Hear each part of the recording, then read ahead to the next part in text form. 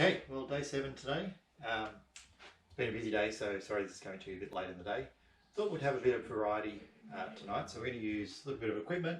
Obviously body weight's the easiest to use if you're working out from home, but I thought it was about time we start looking at some of the things you might have around the house, whether you've got dumbbells and sandbags around the house or some other replacements we're going to have a look at. We're going to use our chair for a few of our exercises. Mostly today we're going to be using arms, a little bit of everything, but really make sure, get through your warm up again, a few minutes, bit of running on the spot, big arm circles, the crossovers in front, just keep those shoulders nice and loose, whatever you need to do to feel warm and ready to get into these. And then we're going back to our traditional format from last week, so 11 exercises, 1 minute each. We're going to start, first of all, with just our standard step ups. So you've probably done these before on a box jump or some other step at the gym. Today we're using our chair. Obviously don't use a wheelie chair. You want a fixed chair or a box, anything that's basically a little bit less than knee height. As the higher you go, the more challenging it is. If you want to go a bit lower, totally fine. So just for a minute, we're going to go through our step ups, and it's stepping back down, not jumping back down. So stepping up nice and tall. Hopefully you've got lots of clearance between your head and the roof. Lowering back down, switching sides. So up nice and tall, back down. And just try and cycle through that pretty quickly. Nice even pace, really control on the way down. Don't bounce down, jump down, really stepping back. The lowering is actually a big part of that exercise in that one. Then we're going to our bicep rows. So you've got some dumbbells. Fantastic, so we've got a couple of dumbbells here. Whatever weight you're comfortable with, those are 15.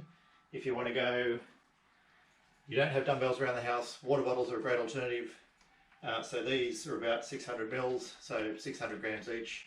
You can fill them up with heavier stuff. You can get milk bottles, anything you like. Just be creative. Get a weight that you're comfortable with, and you can work with that. So don't think it has to look like a dumbbell, just something you can handle safely and through these different exercises. So if you have the dumbbells with our bicep curls, we're locking our elbows in, basically just around our hips. We're squeezing up and back down. So a minute of these is quite a long time. So it's really nice and steady and controlled. Focus on contracting at the top, really squeezing that forearm to your bicep as much as you can. And don't just drop down, really lower down. So try and resist the weight of whatever you're working with on the way back down. So you really want that concentric and eccentric movements through the muscles to really work all the way through the exercise. So again, a minute of those. If you need to, 20 seconds work, 10 seconds rest. Shake everything out, 20 seconds work, 10 seconds rest. That'll get you through your minute. From there, we're going back to our chair. We've gone all the effort of bringing it out here, so we're going to use it again. So we're going for our dips. Now there's 3 sort of levels of these. Easiest, so you want your bottom just past the edge of the chair, lowering down, coming back up. The legs there at 90 degrees. You want to bring them out a bit further. Still with flat feet, a little bit further. Coming down, lowering back up. You'll feel a lot more work through your triceps, through your arms there. You want to come all the way out. Toes are up, lowering down, low as you can go, back up again. Really trying to keep that sort of vertical movement, not coming in and out too much. Once you go out to this level, you'll move out a little bit further. But just pushing through that. Again, a minute of those, so nice and controlled. If you want to try and work a little bit faster to begin with and then come back, bring the pace back a bit, slow them down a bit towards the end, is all good. From there, we're going to our single arm rows. So depends how confident you are with these. Heavier weight, the more confident you are. Light with these is also fine because this is a lot about core and holding form. So you're going to have one hand on the ground in the push-up position, other hand on the weight, and you row it up towards you, roll it across, other hand down, row it up towards you. And you're really working through that, so you're holding a plank the whole time. Nice and controlled. Trying not to rock and roll too much as you come across. So think about balancing a glass of water on your back, roll it up towards you, back down. So we get through our minute of those. If you're not comfortable with the weight on those, totally fine. Hold that plank, just practice lifting one arm up in a controlled way, bring it back down, switching sides. From there, we're going to our Bulgarian, we call this Bulgarian Split Squats. So you want one toe back on the chair, right near the end. Hop this leg out till it's really underneath you so that when you lower, that knee's not going to come forward of your toes. So you're lowering down, that back knee's going back towards the chair and back up. Down, back up. So two on one leg, switch it over, down, back up. So that time the knee came a bit too far forward. I want to hop it out a bit more, down, back up. So with those you can either do two on each leg cycling through, 30 seconds on one leg, 30 seconds on the other to push it a little bit further and get that little bit of extra fatigue in the legs. From here we're going to a bent over row. So I'm going to go on sandbags for these ones.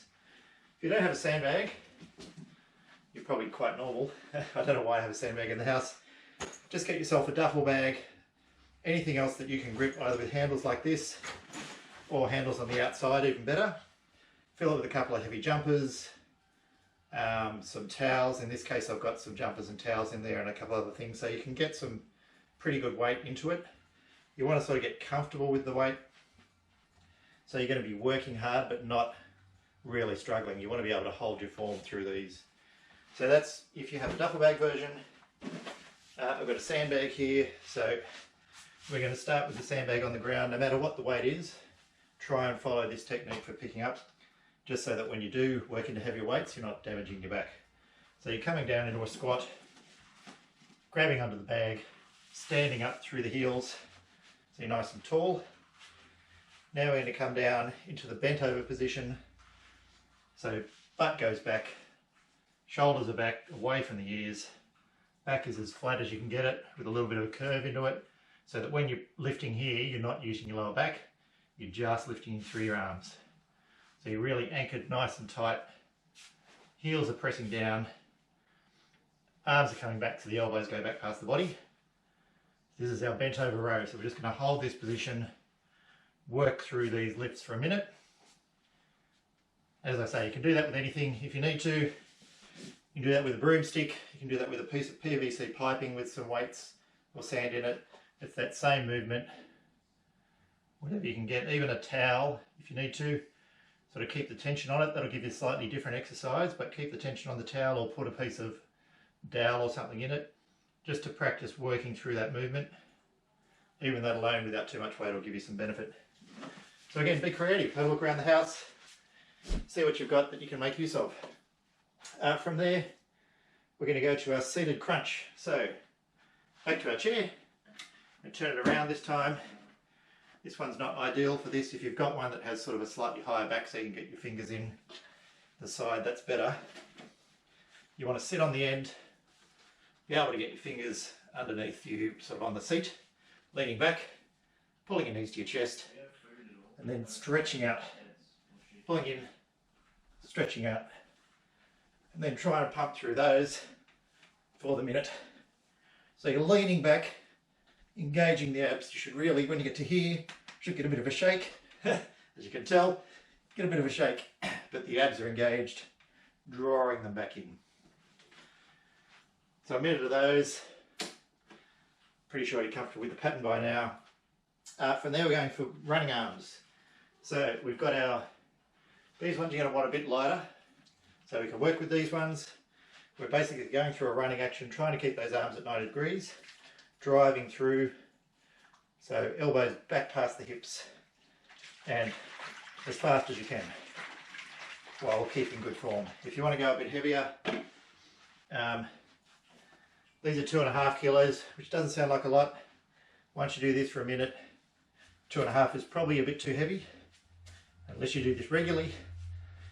So it's a really good way of building up strength in the arms for when you're running to give you the drive that you need, but also trying to keep that, really important to try and keep that form.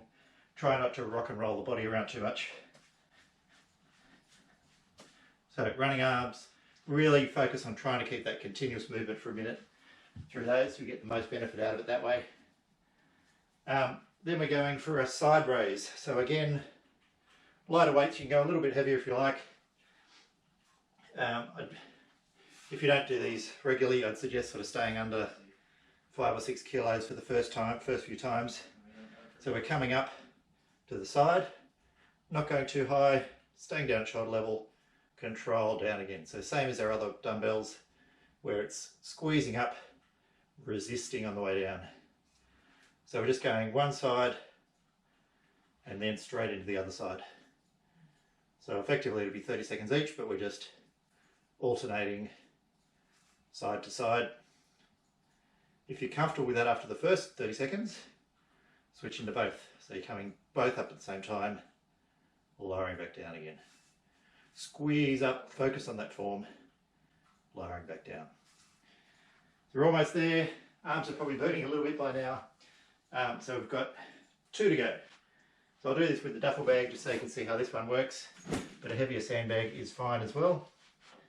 You want to be in your push-up position over the bag. So you're holding that. Notice my feet are a bit wider in this one, so they're not together like I've been doing the other push-ups. Give you a bit more stability. You want to drag that bag across and then drag it back through again. Drag it across, drag it back through again. Notice the hands coming down first. If you increase that weight, so once it gets heavier, it's a lot harder to hold that form. So this bag's about 25 kilo. So the form here is much more important. That's why you have the feet in the wider base with a heavier weight. So drag it across, put the hand back down, drag it back. Really make sure you're not doing these sort of ones. It does give you some interesting other work through your twist, but you can also hurt yourself a lot more that way. So you really want to lock in, cores nice and tight, drawing across. So that's those ones, and then we've got one, as fast as that, one to go. So this one is we've done actually for our core exercises on day 1, going back that far. You can do this with any weight at all. A sand ball or something is probably even better. Dumbbell's fine. You get it nice and tight. 2 versions. One is like this, so feet are on the ground and you're twisting side to side, touching whatever you've got in your hands to the ground. So notice the legs aren't going, the legs are staying still, just twisting through the torso. If you're comfortable with that, feet are up. Crossed if you need to, keep your stability. And again, a minute.